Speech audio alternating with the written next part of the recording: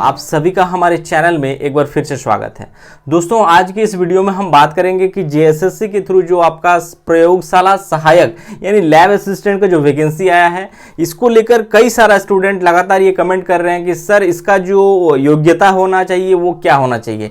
यानी ये बेसिकली दोस्तों ये जो वैकेंसी है, पहले मैं बता देता हूँ, ये साइंस स्ट्रीम वालों के लिए वैकेंसी है। साइंस अगर आप ग्रेजुएट किए हैं तो ही आप इसमें मतलब एप्लीकेशंस को भर सकते हैं। पहला चीज, आर्ट्स वालों के लिए नहीं है और ना ही कॉमर्स वालों के लिए ये वैकेंसी है। प्रयोगशाला सहायक यानी लैब असिस्टेंट की वैकेंसी है, जिसमें आपका जो योग्यता है मिनिमम मतलब जो क्वालिफिकेशन होना चाहिए वो साइंस ग्रेजुएट होना चाहिए, और साथ ही इसमें और भी कुछ टर्म एंड कंडीशंस है, उसके बारे में डिस्कस कर देंगे, और साथ ही एज लिमिट जो होना चाहिए उसके बारे में बता देंगे। तो चलिए दोस्तों वीडियो की शुरुआत करते हैं। और दोस्तों, आप में से जो भी गवर्नमेंट जॉब से अपडेट के लिए जानकारी चाहते हैं, चैनल को सब्सक्राइब कर लीजिएगा, लाइक और शेयर कर दीजिएगा, क्योंकि मैं इस प्रकार का वीडियो से आप सभी के लिए अपडेट लेकर आते रहता हूं। ठीक है, तो सबसे पहले जान लीजिए दोस्तों कि जेएसएससी प्रयोगशाला सहायक का जो मतलब वैकेंसी आया हुआ है, तो इसमें आपका जो सब्जेक्ट है यानी 3 सब्जेक्ट का वैकेंसी है। पहले फिजिक्स, इसमें अगर देखा जाए यानी 230 पदों की वैकेंसी है फिजिक्स में। फिर है केमिस्ट्री वालों के लिए, इसमें भी 230 पदों की वैकेंसी है। और है जूलॉजी जीव विज्ञान, इसमें भी 230 पदों की वैकेंसी है। ठीक है, यानी कुल मिलाकर अगर देखा जाए तो 200, 400, 600 यानी 690 जो है दोस्तों टोटल रिक्रूटमेंट है। ठीक है, अब आते हैं इसका पहले एज लिमिट के बारे में बात कर देते हैं, क्योंकि ये कैंडिडेट्स के लिए क्या योग्यता होना चाहिए उस सारा चीजों के बारे में इस वीडियो में डिस्कस कर देंगे और कोई कंफ्यूजन भी नहीं रहेगा आपका। सबसे पहले ये देख लीजिए दोस्तों, आपका उम्र जो होना चाहिए वो मिनिमम 21 वर्ष। ठीक है, देखिए 21 से आपका शुरुआत होना चाहिए, यानी मिनिमम आपका 21 वर्ष होना चाहिए। और कैटेगरी वाइज इसमें दिया हुआ है एज लिमिट, यानी जनरल है और ईडब्ल्यूएस कैटेगरी से अगर आप फॉर्म को भर रहे हैं तो वैसे स्थिति में 35 दिया है मैक्सिमम एज, यानी अगर 35 को ओवर कर जा रहे हैं तो वैसे स्थिति में आप आवेदन नहीं कर सकते हैं। दूसरा है BC1 BC2 मेल कैटेगरी के लिए, यानी पुरुष वर्ग जो BC1 BC2 में है उसमें दिया है 37, और फीमेल दिया है यानी ऑल कैटेगरी अगर देखा जाए, अगर आप महिला अभ्यर्थी हैं तो जनरल है, ईडब्ल्यूएस से है, BC1 है, BC2 है तो 38 इज दिया हुआ है मैक्सिमम। और SC ST मेल फीमेल दोनों के लिए जो है वो है 40 वर्ष। ठीक है, तो ये रहा आपका एज संबंधी कंफ्यूजन क्लियर हो गया। अब दूसरी जो चीज है दोस्तों वो है आपका क्वालिफिकेशंस के बारे में बात कर देते हैं। तो सबसे पहले जो फिजिक्स के लिए क्वालिफिकेशंस है, इसके बाद इससे जानने को पहले से और एक चीज जान लीजिए कि अगर आप इस फॉर्म में एक कंडीशंस ये भी है कि झारखंड के मान्यता प्राप्त संस्थान से अगर आप 10th और 12th का डिग्री किए हैं तो ही इसमें आप आवेदन कर सकते हैं। अगर आप किसी प्रकार के झारखंड से रिजर्वेशंस का लाभ नहीं ले रहे हैं तो। ठीक है, अब सवाल उठता है कि किस प्रकार के रिजर्वेशन कहने का मतलब यह है दोस्तों कि अगर आप झारखंड से मैट्रिक और इंटर नहीं भी किए हैं, किसी अदर स्टेट से किए हैं तो भी चलेगा, बट अगर आप झारखंड का डोमिसाइल है तो या झारखंड का जाति निवासी आय आपका बना हुआ है तो वैसे स्थिति में आप आवेदन भर सकते हैं। ठीक है, ये चीज क्लियर हो गया। अब आते हैं फिजिक्स, अगर आप फिजिक्स में ग्रेजुएट है, देखिए ग्रेजुएट के साथ इसमें कुछ टर्म एंड कंडीशंस भी है। ठीक है, और साथ ही दोस्तों और एक चीज जान लीजिए कि जिस फॉर्म को जो भरने का अंतिम तिथि है जो कि 28 सितंबर तक रखा गया है, 28 सितंबर 2022। ठीक है, यानी 28 सितंबर 2022 तक आपका अगर जो लोग अपियरिंग कैंडिडेट्स है, अगर आपके पास डिग्री आ जा रहा है यानी आप पास कर जा रहे हैं अगर 28 सितंबर से पहले, तो ही आप इसमें आवेदन कर सकते हैं, अन्यथा फिर आपका वो रिजेक्ट हो जाएगा। कुछ लोग ये भी कहते हैं कि सर अपियरिंग में है क्या हम भर सकते हैं, तो 28 सितंबर 2022 तक अगर आपका रिजल्ट आउट हो जा रहा है तो आप आवेदन कर सकते हैं। पहले चीज जान लीजिए।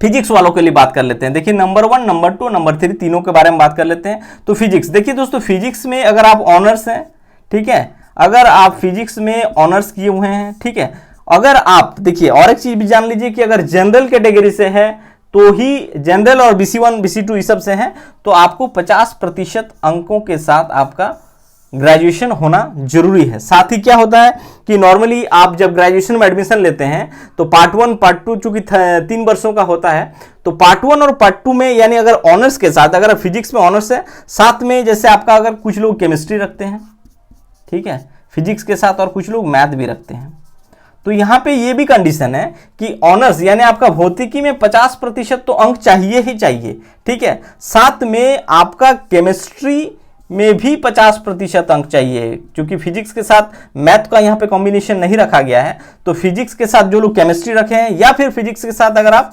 बायो भी रखे हैं या बॉटनी वगैरह, बॉटनी या जोलॉजी, तो इसमें भी आपको 50% अंक चाहिए।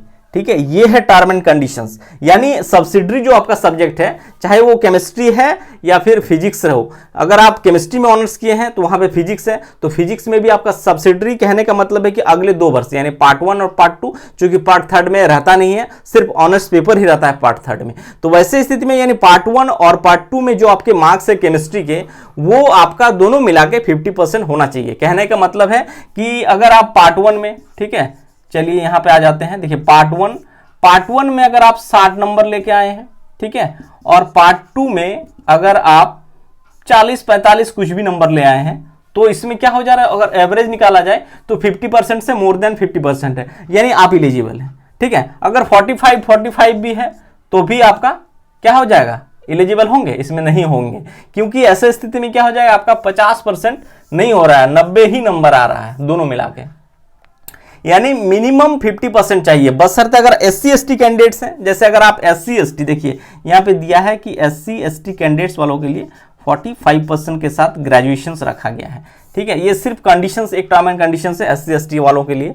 बाकी जो भी कैटेगरी से और एज इट इज सेम है, यानी केमिस्ट्री में अगर आप ऑनर्स कर रहे हैं, ठीक है, केमिस्ट्री में ऑनर्स है, तो वहां पे अगर आपका फिजिक्स होगा, ठीक है, फिजिक्स, या फिर अगर जियोलॉजी रखे हैं या फिर बायो रखे हैं, तो उसमें भी, इसमें अगर जैसे केमिस्ट्री में अगर आपका 50% अंक है, तो साथ में आपका जो सब्सिडरी है 2 वर्षों का मिला के, उसमें भी आपका 50% अंक होना जरूरी है, तभी आप इसमें आवेदन कर सकते हैं, अन्यथा आप अयोग्य ठहरा दिया जाएंगे। यानी जब आपका डॉक्यूमेंट वेरिफिकेशन होगा, चेक होगा, वैसे स्थिति में आप फिर एलिजिबल ही नहीं हो पाएंगे। यानी तो चीज़ों को समझ गए दोस्तों, यानी सिर्फ ऑनर्स पेपर को ही नहीं बल्कि सब्सिडरी का जो आपका विषय है उसमें भी 2 वर्षों का जो अंक है टोटल को आप जोड़कर अगर 50% आ जा रहा है जनरल कैटेगरी और ओबीसी, BC1 BC2 के लिए, तो आप आवेदन भर सकते हैं। SC ST वालों के लिए 45% मांगा गया है, तो आप इसमें आवेदन हो जाएंगे। ठीक है, एज लिमिट और क्वालिफिकेशन, ये सारा चीज कंफ्यूजन क्लियर हो गया दोस्तों, उम्मीद करेंगे। और जियोलॉजी में भी एज इट इज सेम है, इसमें सिर्फ सब्जेक्ट का अगर एग्जाम में देखा जाए तो उसमें 2 सब्जेक्ट को अलग से जोड़ दिया गया है, हालांकि इसमें भी सेम है। यानी जो लोग जियोलॉजी में ऑनर्स किए हैं, इसमें इसका ऑप्शन सब्सिडरी में बात करें तो केमिस्ट्री होगा ही, तो केमिस्ट्री में भी यहाँ पे 50% आपका अंक होना चाहिए, पार्ट 1 और पार्ट 2 मिला के। ठीक है, तभी आप इसमें आवेदन कर सकते हैं। चूंकि बेसिकली इस टर्म एंड कंडीशंस को कुछ लोग नहीं समझ पा रहे थे, यही सोच रहे थे कि फिजिक्स में ऑनर्स है, मेरा 50% अंक है तो हम फॉर्म भर देते हैं, लेकिन आप सिर्फ अगर फिजिक्स में ही आपका 50% अंक है तो आप फॉर्म नहीं भर पाएंगे, यदि आपका जो सब्सिडरी है केमिस्ट्री या फिर बायो में वहां पे 50% अंक नहीं है, तो आप फिर नहीं भर पाएंगे। तो इस चीज को जान लीजिए दोस्तों, फिर आप इस फॉर्म को आवेदन भर सकते हैं। ठीक है, 690 पदों की वैकेंसी, ये टेक्निकली एक तरह से कहा जा सकता है साइंस वालों के लिए ही पूरा वैकेंसी है, जिसमें से फिजिक्स, केमिस्ट्री और जियोलॉजी, इन 3 मतलब जो सब्जेक्ट साइंस में पढ़े हैं उन्हीं लोगों के लिए वैकेंसी है। दोस्तों आशा करेंगे दोस्तों कि आप लोगों को इसमें योग्यता यानी एलिजिबिलिटी से संबंधित जो भी कंफ्यूजन है, सारा कंफ्यूजन क्लियर हो गया है दोस्तों। और इसके अलावा अगर आप लोगों को और भी कोई डाउट है दोस्तों, तो लिंक डिस्क्रिप्शन में दिया हुआ है, इंस्टाग्राम या फेसबुक जो लिंक दिया हुआ है, आप वहां पे मैसेज करेंगे, हम कोशिश करेंगे दोस्तों आप सभी के मैसेजों को रिप्लाई करने का। ठीक है, और ये वीडियो आप सभी को अच्छा लगा हो तो चैनल को सब्सक्राइब, लाइक और शेयर कर दीजिएगा। Thank you.